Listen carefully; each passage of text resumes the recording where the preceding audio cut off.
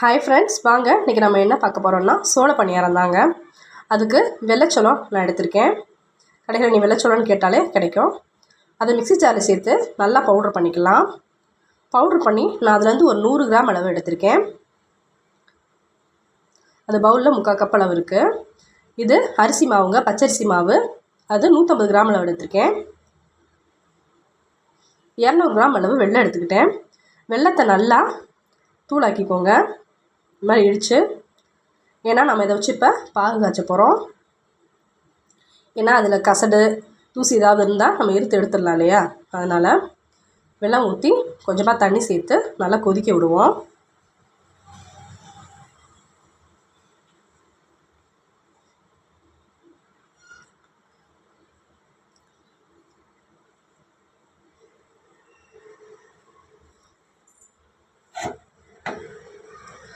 நல்லா கரையணும். வெல்லம் கரைஞ்சி இது மாதிரி பார்த்திங்களா நல்லா பொங்கி வருது.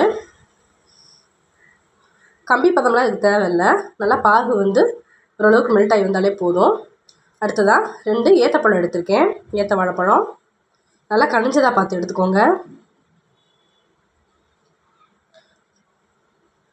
நாம் இதை இப்போ ஒரு மிக்ஸி ஜாரில் சேர்த்து நல்லா பேஸ்ட் பண்ணி எடுத்துக்க போகிறோம். நீங்கள் விஸ்க் வச்சு நல்லா மசிச்சு விட்டு எடுக்கிறதா இருந்தாலும் எடுத்துக்கலாம். நல்லா பேஸ்ட்டாக மட்டும் ஆக்கிடுங்க. அதை குழந்தைங்கள்லாம் வாழைப்பழம் கொடுத்தா ஒரு பிள்ளைங்க சாப்பிடாதுங்க. இந்த மாதிரி நம்ம பணியாரம் மாதிரி சுட்டு கொடுக்கும்போது அது நல்லா விரும்பி சாப்பிடுவாங்க. இது ரொம்ப ஹெல்த்தியானதும் கூட.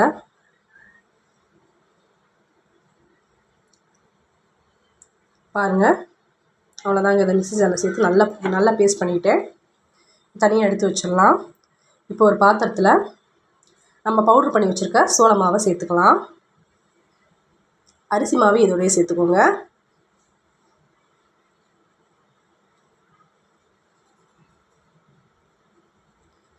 சோள மாவு 100 கிராமு, பச்சரிசி மாவு 150 கிராமு, மொத்தம் 2 சேர்த்து 250 கிராம் இருக்குது. உப்பு சேர்த்துக்கலாம் தேவையான அளவு.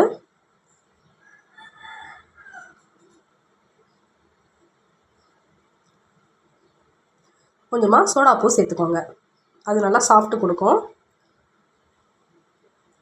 இப்போ நம்ம பேஸ்ட் பண்ணி வச்சுருக்கிற வாழைப்பழத்தை இதிலே சேர்த்துக்கலாம்.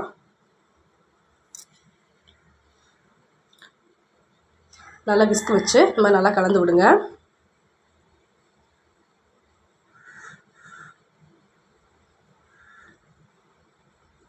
இப்போ நம்ம ஏற்கனவேவும் கரைச்சி வச்சுருக்க வெள்ளைப்பாகு இதோடய சேர்த்துக்கலாம். சேர்ந்து விட்டு நல்லா கலந்து விடுங்க.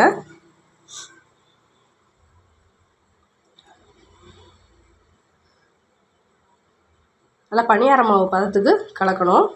தண்ணி கொஞ்சம் தேவைப்பட்டுச்சுன்னா சேர்த்துக்கலாம். இதுலேயும்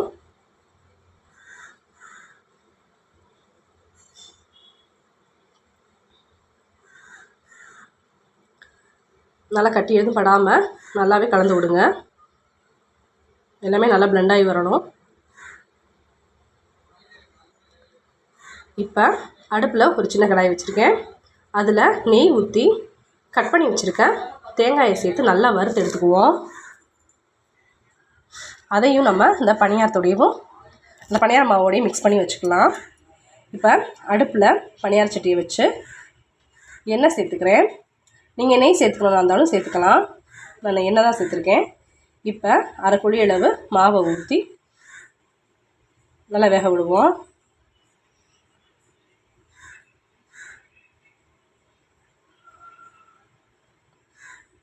எல்லாத்தையும் ஊற்றியாச்சு. ஒரு மூடி போட்டு வேக விடுவோம்.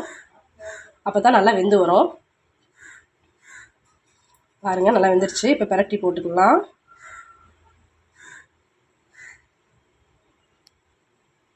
அவ்வளோதாங்க, சோள பணியாரம் ரெடி ஆயிடுச்சு. இந்த ஹெல்த்தியான பணியாரத்தை வீட்டில் செஞ்சு பார்த்துட்டு எப்படி இருந்ததுன்னு மறக்காமல் கமெண்ட் பண்ணுங்கள். லைக் பண்ணுங்கள், ஷேர் பண்ணுங்கள், மறக்காமல் சப்ஸ்கிரைப் பண்ணுங்கள்.